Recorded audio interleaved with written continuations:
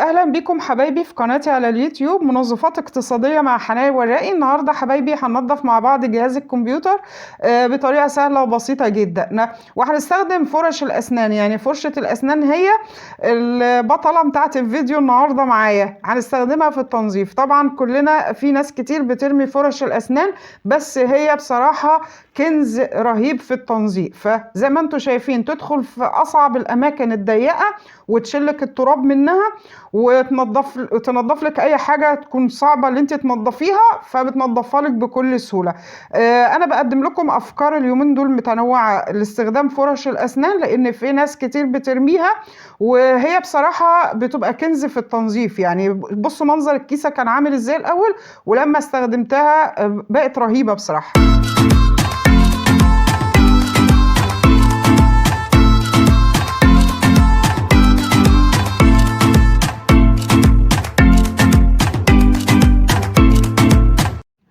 السلام عليكم ورحمة الله وبركاته. أهلا وسهلا بكم حبايبي. تعالوا بينا نبدأ الفيديو على بركة الله ونصلي على رسول الله عليه أفضل الصلاة والسلام، ونشوف إيه هي الفكرة اللي أنا هستغل فرش الأسنان القديمة اللي بتطلع عندي. أنا عن نفسي مش برميها، بستغلها في التنظيف، واليومين دولت بعمل لكم فيديوهات عنها عشان في ناس كتير بترميها، بس هي بتبقى كنز بصراحة وبتسهل عليكي كتير اللي انت تستخدميها في التنظيف. النهاردة هننضف بيها جهاز الكمبيوتر، هننضف بيها الكيبورد. بصوا هو كل حاجه هتستخدميها على الناشف، يعني مش هتبليها ميه، لان الحاجات دي لو جه عليها ميه فهتبوظ. فاول حاجه طبعا ايه، بتبداي اللي انت بين الزراير وبعضيها بتبداي اللي انت تمشي فرش الاسنان كده، فبتطلع لك التراب. يكون معاكي مثلا فرشه الاسنان فردة شراب قديمه كده عشان تمسحي بيها، او قطعه قماشه قديمه كده، فبتبداي اللي انت تنضفي بيها. انا هنا قربت لكم الكاميرا عشان تشوفوا المنظر. على فكره انا ده كمان، يعني انا سبت اللي هتستغربوا من منظر التراب. فطبعا ايه، كنا بنعمل شويه توضيبات كده في الشقه، فالجهاز الكمبيوتر ما كانش متغطي، فجاء عليه التراب، كنت ناسيه اغطيه فجاء عليه تراب. فطبعا ايه، قلت بقى ايه فرصه، يعني اللي انا بدل ما انضفه مع نفسي، يعني لا انضفه كده معاكم ونشوف مع بعض ايه هنطلع التراب دوت ازاي. هو باستخدام فرشه الاسنان بنبدا اللي انا نمشيها كده على، طبعا انا قربت لكم الكاميرا عشان تشوفوا منظر التراب. فرشه الاسنان كده بين الزراير وبعضيها عشان التراب ايه ينزل، وانزله كده ايه، يعني احاول ان انا انزله على الرخامه، يعني زي ما انتم شايفين اهوت، يعني ايه عشان التراب ايه انزله خالص يعني من على الكيبورد. زي ما انتم شايفين ممكن تستخدمي في الخطوه دي فرشه اسنان قديمه، او مثلا مقشه قديمه عندك، المقشه برضو مقشه قديمه ناعمه كده يعني بس ما يبقاش ايه الحاجه مبلوله، يعني فرشه اسنان او مقشه. وبرده فردة شراب قديمة ممكن برضو اللي انت ايه تلبسيها كده في ايديكي، وبعد كده بتبداي اللي انت ايه عشان تتحكمي فيها، اللي هي تنظف لك مكان كتير يعني غير لما تكلكعي كده فردة الشراب في ايديكي وتمسكيها، فهتبقى صعبة ممكن يعني عشان ما تبقاش صعبة بس ايه في التنظيف. هنا بقى ايه بنبدأ اللي انا نمسح لو في بواقي تراب ولا كده، بنبدأ ايه نمسحه.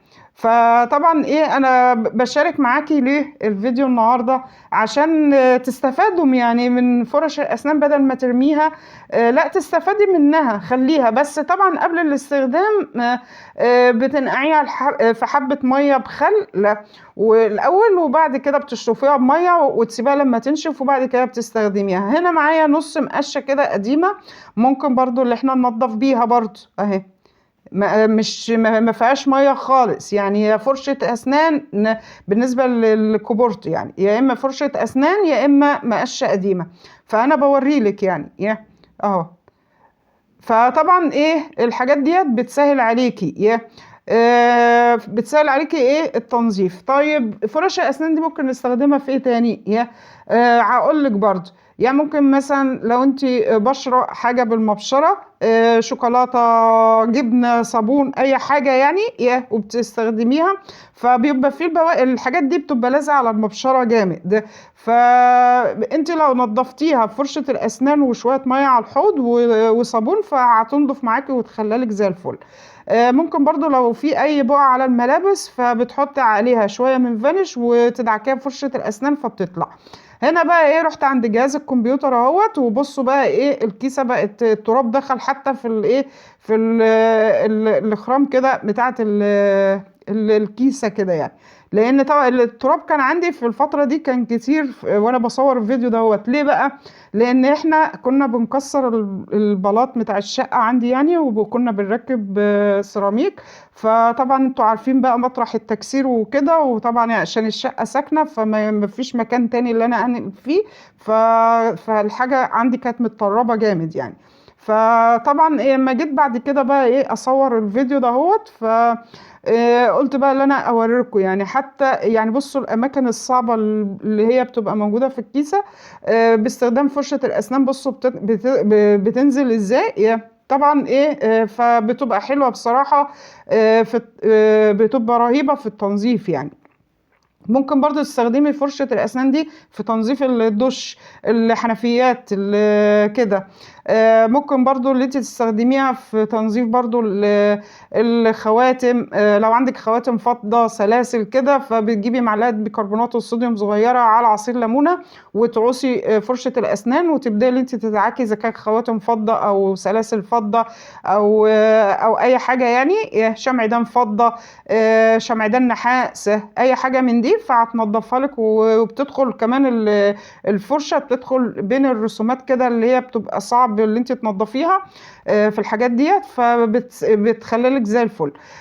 هنا بقى ايه، طبعا انا عماله بنضف كده، التراب ايه بينزل ايه على الايه تحت حوالين الكيسه. بصوا الغبار اللي هو بقى التراب اللي رايح جاي كده، هتلاقوه اللي هو قدام الكاميرا يعني وانا عماله بصور، فهتلاقوه اللي هو رايح جاي كده. فعشان كنت ماسكه التليفون وانا اللي عماله ايه بصور.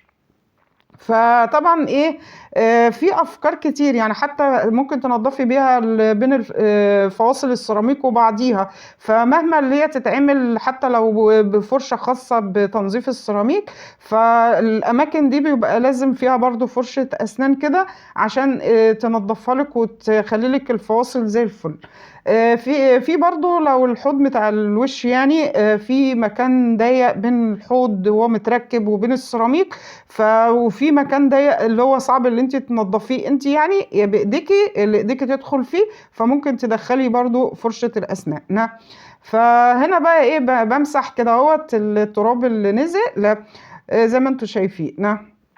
فالطريقة فعلا طريقة سهلة وبسيطة جدا.